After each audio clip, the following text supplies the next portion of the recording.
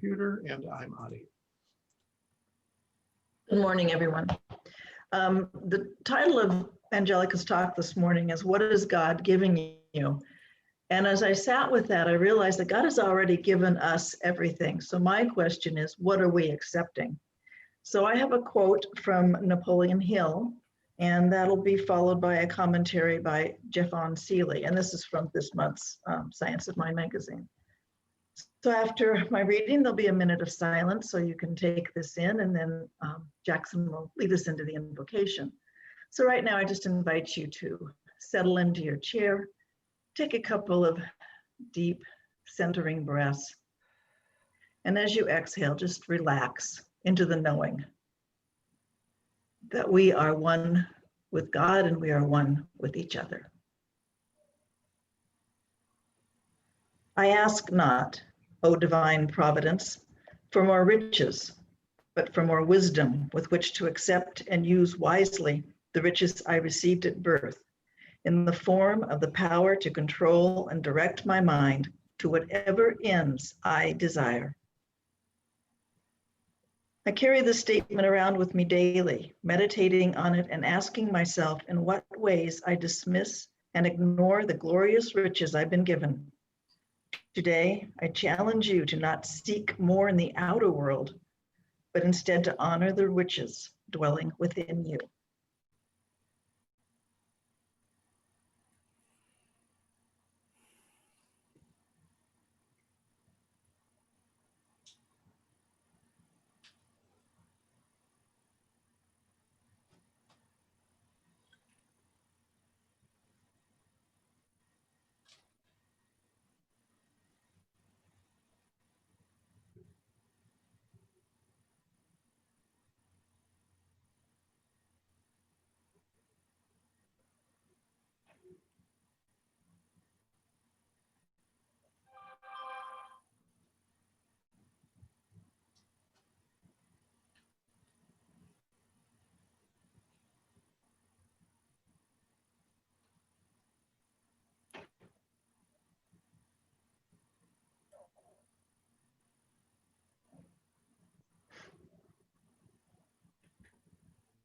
I see God in everything, in rays of sunlight, in pouring rain, in laughter, joy, through sorrow and pain. I see God in everything. I see God everywhere I look. In a raging sea, in a babbling brook, in one spoken word, in a printed book, I see God everywhere I look. I see God everywhere I look. That is because God is everywhere we look. God is the creation, the power, the life, the love that is behind everything in this universe. And I honor this within each one of us. And I know we come together today to honor that in each other, to honor it as a community in the home of Humboldt, in the country of the United States. We are all one. And I celebrate this, and I look for ways to honor it in everyone I meet. And so I know that today and this service, we meet heart to heart, mind to mind, love to love. And I know that it is perfect because there is nothing in God that is not perfect. And so I just simply let this service, this meeting, this gathering unfold in its right and perfect way, because it is all perfect. It is all good. And so it is. How can one look at a sunset or sunrise at break of dawn and never feel the Creator from which all life is born? I see God every time I turn to help someone else. I'm the one who learns that God's in every thing I see. God's in you, and God's in me.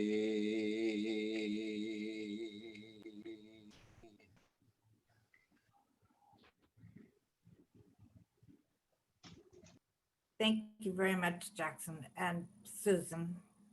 What a great way to start out the morning. So my message today is, what is God giving you? And as Susan said, well, God's given us everything. I mean, there isn't anything that hasn't been given. And yet I've found some things to talk about, as usual. So God has already given us everything, and it's our job to awaken to it. So what we know is that life is fully supporting us at all times. And so my 3 ideas that I came up with for this talk as to the things that God has already given us that we need to awaken to are: 1, choice; 2, our humanity; and 3, awareness. You know, in the world today, a lot of us celebrated yesterday, and a lot of people were sad yesterday and feel that their choice wasn't honored. And yet, most of us were treating for divine right action to happen in our world. And I see that as happening.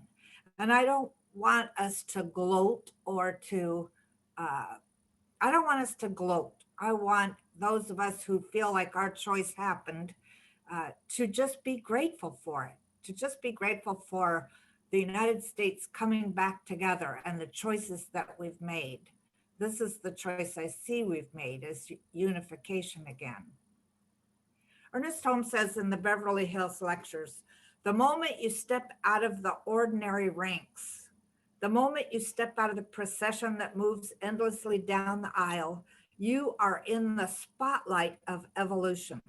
Your own choice has decided you, and you are no longer going to think as others.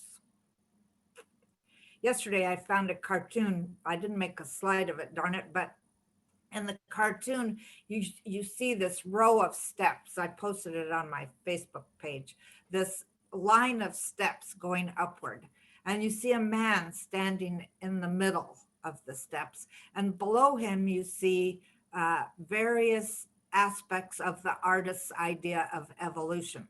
And the one right behind the man is saying, do you see that there's other steps? And I think that we are definitely in the spotlight of evolution. And it's our choice, one of our choices, to move forward in this trail or path of evolution as people who are inspired, enlightened, empowered. And so we join together to learn more about how to do that. But I feel that we in our faith tradition have stepped out of the ordinary ranks. And our own choice has decided us.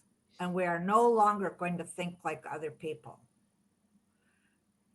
This statement really helped me when I, over the past election period, as I kept thinking, how could they think like that? How could they think like that? And yet I have to let go of that now, because I realize I'm no longer going to think like other people, and neither are you. Gary Zukov says, choice is the engine of evolution. And if you choose unconsciously, you will evolve unconsciously.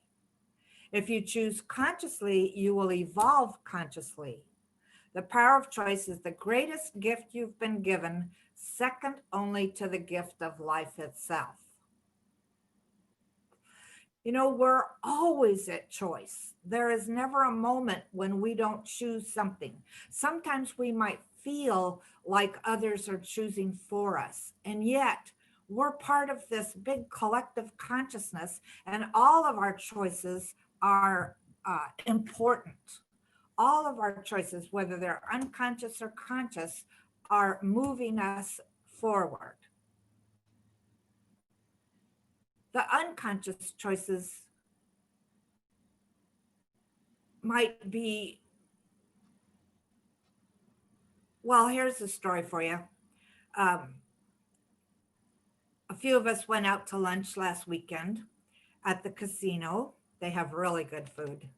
And on the way back, we ended up in the midst or alongside of hundreds of vehicles with flags and signs and banners and all of that. And my choice was to immediately go into a really weird place. I that place that I mentioned a few minutes ago. How could you guys think like this? Especially when we passed the trucks that were driven by women that said "women for," you know who, and uh, we'd get into this conversation. I'd feel myself tightening up, and then we'd stop. We'd go, "Stop! No, no, no, no! Let's not add anything to this energy. Let's just bless them as we go by." And so we were doing that. And then we'd see another banner and it would be really weird. And I would get off again on this path.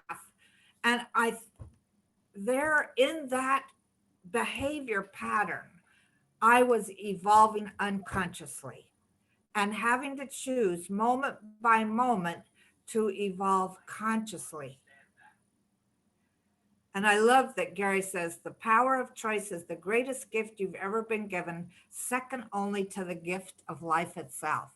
So I could have chosen to stay in that unconscious place of belittling the other.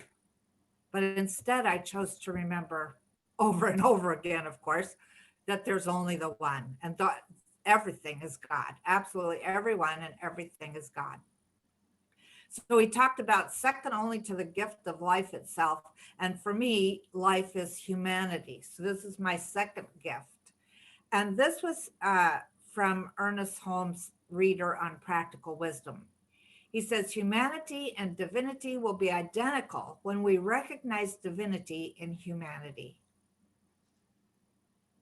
We must learn to see through the apparent, to judge not according to appearances, to realize that at the center of every person's soul, God is enthroned.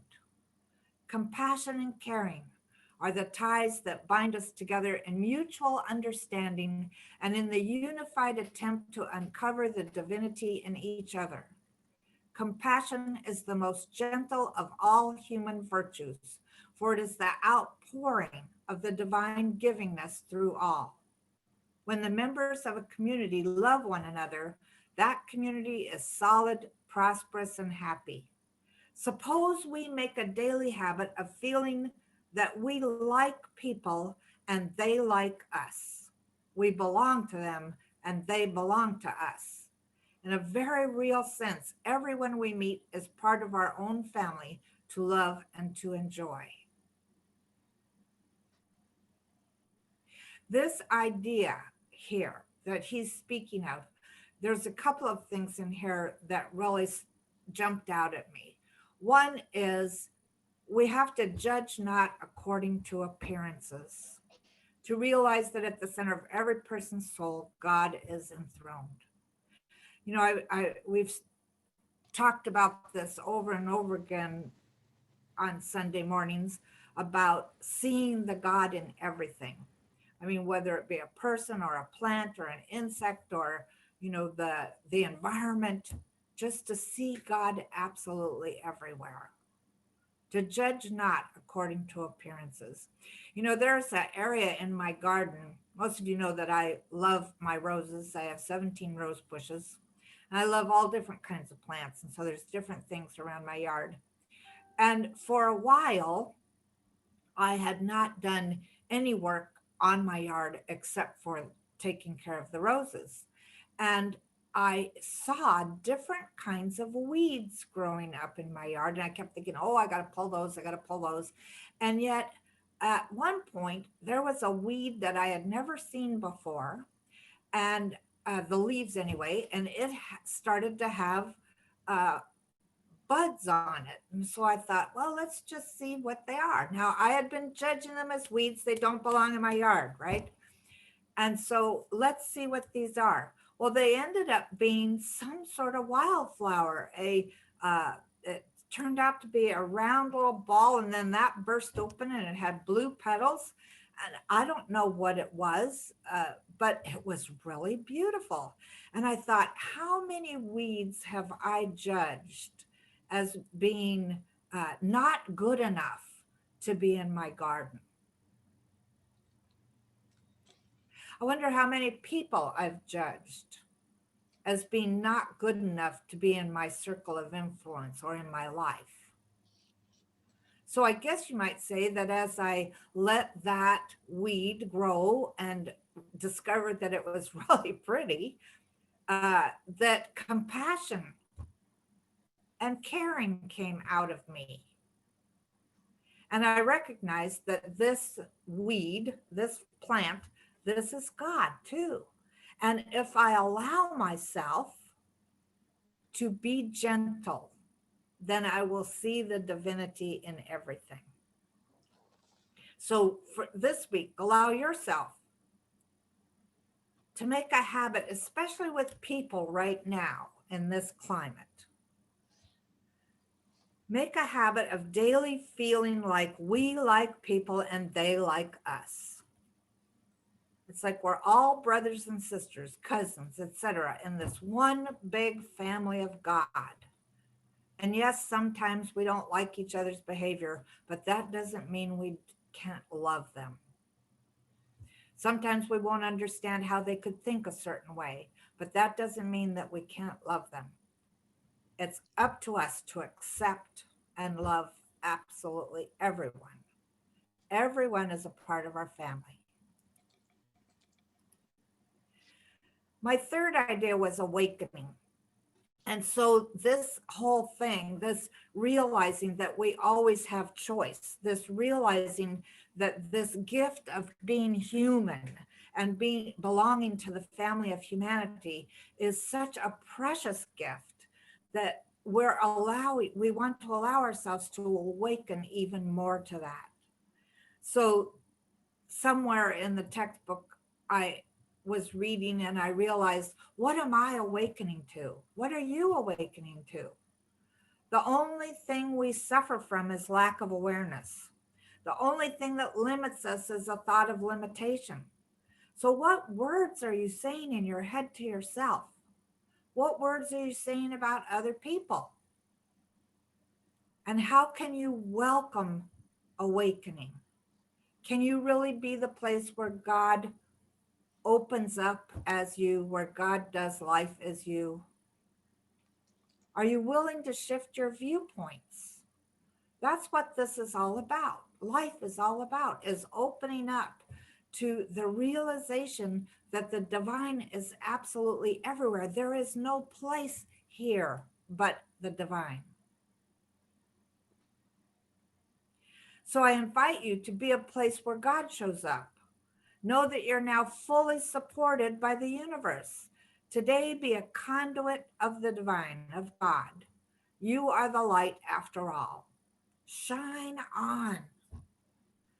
I mean, for right at this moment in our country's history, there's half of us that are celebrating and letting their light shine, and there's half of us that are disappointed. I remember that disappointment 4 years ago. I remember not being able to awaken up to this too is good, this too is God, this too is for us, in the words of Emma Curtis Hopkins. So ask yourself, what are you awakening to? And so let's say this affirmation together. Wow, that was a short talk. I'll fix it by doing a longer treatment. So let's say this affirmation together. God gives me all I can embody, accept, and receive.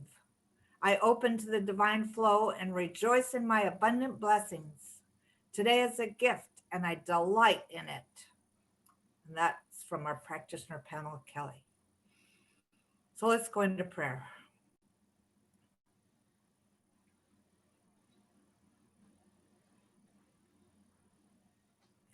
Gratefully, I acknowledge that there's only one life. That life is God's life. That life is perfect. And that life is my life now. And as I acknowledge this and as I speak these words, I speak them in the first person. And I do so that each one of us can embody them as if they are our own. And so I celebrate life. I celebrate my conscious awareness that absolutely everything is divine. Absolutely everything. No matter what we might think or how we might feel, everything is divine. So I celebrate life. And the first thing I celebrate life is the ability to choose. And so I choose God. Absolutely every moment, I choose God. And as I do this, I feel this sense of warmth come over me, and I can almost hear the divine voice saying, "You are my beloved, in whom I am well pleased." And so I choose to be that beloved even more than I have been before. I choose to love and allow myself to be loved. And this is good, very good. And I pay attention this week to all of my choices. And I let part of my mind be my not so silent witness, that when I choose in a direction that isn't for the highest and best, it reminds me. And I declare now that it reminds me gently, easily, and humorously, so I can get back on track to choosing God, always choosing God. And I celebrate being alive. I celebrate our humanity. I celebrate absolutely everything in my life, knowing that it is all good. It is all God. So as I walk through my days this week on this wonderful adventure called life, I let myself pay attention to humanity. I see the beauty in people's eyes. I hear the sound of voices, and I hear the beauty, the harmony in the voices. I see people's forms, and I see God in form, and it is good. I see kindness and compassion everywhere I go, and I am part of that kindness and compassion. I let myself be kind. I let myself be compassionate because I know that by doing this, I am a vehicle of the divine for others. And this is good. How wonderful life is. How wonderful it is to be able to taste and smell and touch and hear and see all these wonders of the universe. I celebrate our humanity. And in this celebration, I declare that I am more aware than I have ever been, that I allow myself to become more conscious, not only of how I'm thinking and feeling, but how others are, but not with a sense of judgment, with a sense of compassion. I am more aware of how the universe is unfolding in its perfect ways. And this is good, very good. I'm more aware of my own divinity and the divinity in others. And this too is good. And so I celebrate life. I celebrate our choices. I celebrate our humanity. I celebrate our awareness. And I know that in this morning, we receive something that will aid us on our spiritual adventure, this adventure called life. And this too is good because this is God. And so I release these words into the law, knowing that they are already so, and so it is.